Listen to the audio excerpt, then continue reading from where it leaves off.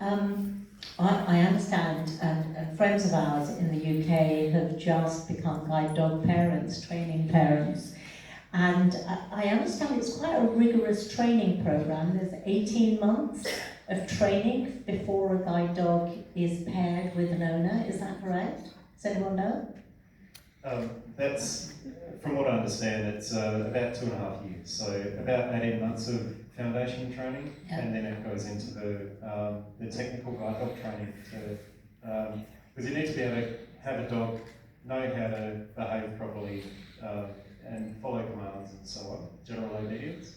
But then it's all the special stuff that guide dogs do, the stopping at curves and finding the buttons and not walking you into trees and things like that. And do, before you get paired up, do visually impaired people also get some training? It must be, I mean, it's a partnership, right? So is that something that takes place? Tayana, would you like to answer that? Sorry. That's okay. No, the training doesn't happen before we get paired up. It happens once you get your dog and you get paired. You're paired up with your dog and the dog, you have the dog with you, then you go through training with the dog. And in my case, it typically takes about 3 weeks. In my case, it took about 4 weeks to do so. And then it's just training, like Eric said, finding the curve, knowing how to give clear commands to the dog. And as well, I guess also learning learning your dog as well, what the cues, the dog cues and all. So yeah, so the training happens once you get the dog. Mm-hmm. Claire, did you have anything to add to that? I kind of saw you sitting up, so I'm thinking, oh, okay. but you were saying that with therapy dogs and the kind of training that you do for PTSD, etc., there is also, I mean, like that you as a trainer have a particular dog for quite a while before they are paired up. The dog that I had, he was the first dog, so it was a pilot program, so they were also figuring out what to do. So that was about 2 years, I think, as well. 2 years. Yeah, it's a similar process as well. Mm-hmm. My experience with learning how to drive a guide dog was very much like singing the 12 Days of Christmas. So you would learn the first thing, okay, groom your dog on day 1, and then day 2 you would come in and be groom your dog, and we're going to learn how to put the harness on. And it was a really incredible incremental learning process over about 2.5 weeks of the in-house training of Guide Dogs WA. And to the point where the next day you would go, okay, let's go for a walk. Let's do a block walk, and we'll just do the command walk. And it was walk and stop. And every day it was just this little bit more that you would learn. And each day the confidence would build between the dog and the handler. And each night you would go home and you would do more bonding with the dog. And so it's part of that relationship building at the same time as the dog learning how you communicate. For me, learning how to actually do the commands properly.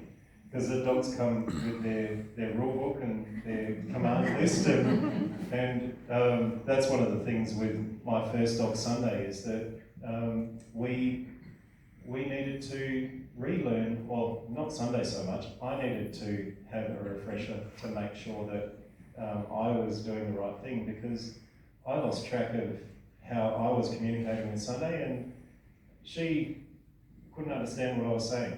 And we hit a bit of a communication breakdown, and I went back to Guide Dogs WA, did some retraining, found out that I wasn't doing the basic things correctly, and once we focused on that for a couple of weeks, we were back on track stronger than ever. So it's a really wonderful incremental learning process. So a real two-way process. Absolutely. And I would imagine that trust is the most important thing. So sort of being able to trust that your dog is there, very much in partnership. It's not just a one-way process.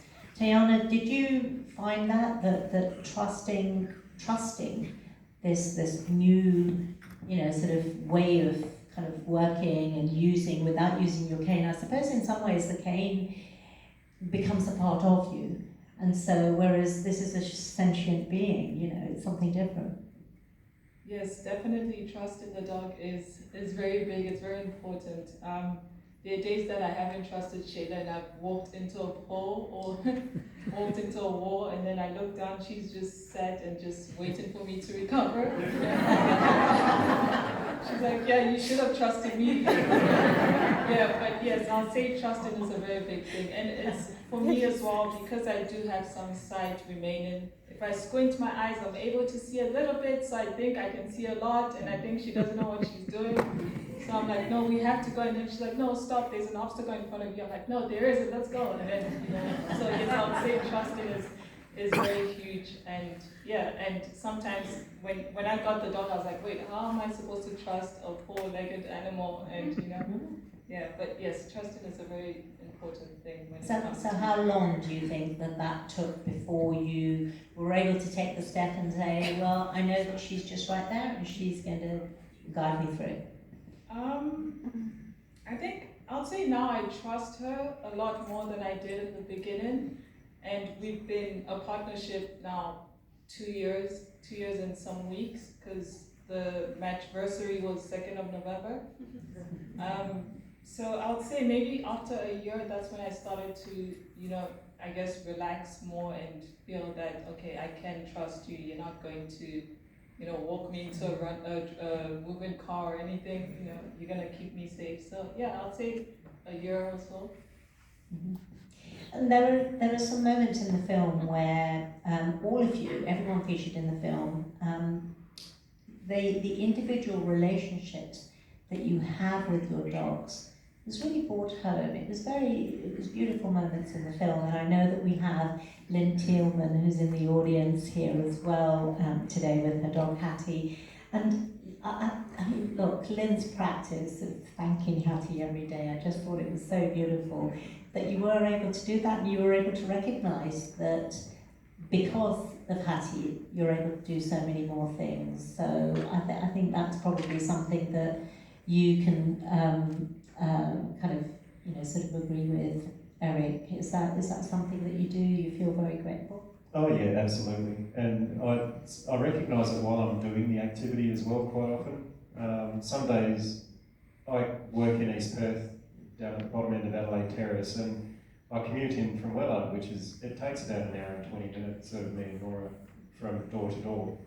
But some days I might go and hop off at Elizabeth Quay and go, I want to actually walk to work through Elizabeth Quay and down along the river today. And that's something that I couldn't do if I didn't have Nora. And as much like Lynn, I quite often like, thank you, Nora, whenever we stop at a crosswalk and stuff like that. You could do it, did well, sort of thing. Coming here tonight, again, another example of, we're going to do this and we're going to, and oh, gee, she did such a good job tonight. And Tiana, you talked about how, you know, there were moments where Shayla gave you confidence to be much more socially active. Was that something that you felt that you were safe and so therefore you were more socially active, or what was that? I think it's I felt safe, but then I think it's also the fact that people felt comfortable to approach me because of her, and especially in like new places and meeting new people in places where I might otherwise feel isolated. So I would say that she did help me build a sense of belonging in, like I said, in places where I might otherwise feel isolated, such as university. So yes, I would say she did give me that confidence to be more social and, you know, put myself out there and meet new people and even just go to new places. Great, Michelle, if you can fight your family for the microphone. What was, as the writer, producer, what were some of your challenges in making this film? I think Just hold it up nice and close. I think Claire spoke of it. It was the 6.5 or 7 minutes. I think that was the biggest challenge. There were so many powerful stories, so many great assets, archival footage to use, and it's actually choosing which one fit into the 6.5 minutes that we had. That was the biggest challenge. And what about the timeline? Can you give us an idea of, from the initial idea that you had, the research, how long did it really take to get this up on the screen? It was a few months. It was a few months. Yeah. It was a compressed timeline. Actually. There was a lot of research and time spent looking through the archive and newspaper articles, and then actually speaking to Eric and Lynn as well, and then trying to formulate the story. But the most amount of time we actually spent was in editing, like I said, because we had to choose the moments and to and to fit that story to actually showcase what our group did today. Claire, both Claire and Kelvin, if you can have a little answer for this. I mean, was it hard to leave lots of stuff on the cutting room floor? Yeah, it was really hard because there were so many things that I wanted to include, but then it wouldn't fit in the time, or there were other things that needed to be more highlighted, so we'd have to cut out some parts that I really liked as well. Yeah, I just think there's just so much that I couldn't put in. Yeah. So our audience member did ask that question, why it needed to be so short. Could you answer that, Kelvin? 7 minutes was the guideline given by Screen West. It was, we were told 7 minutes. It doesn't have to be 7 minutes, it can be shorter than that, but it definitely can't go over. And my background's in television. I spent a lifetime producing 24-minute programs. And with 24 minutes, you've got 30-second credits at the end, 30-second opening, and then 5 seconds for the ad break. So you apply the same thing here. We probably had about less than 6.5 minutes to tell a story. Probably only had 6 minutes to tell a story. But nevertheless, 6 minutes might be short, but it's still a challenge. And I think what we had to do, Claire and Michelle, we had to find the most emotive bits. Because if anything, we wanted the film to move people.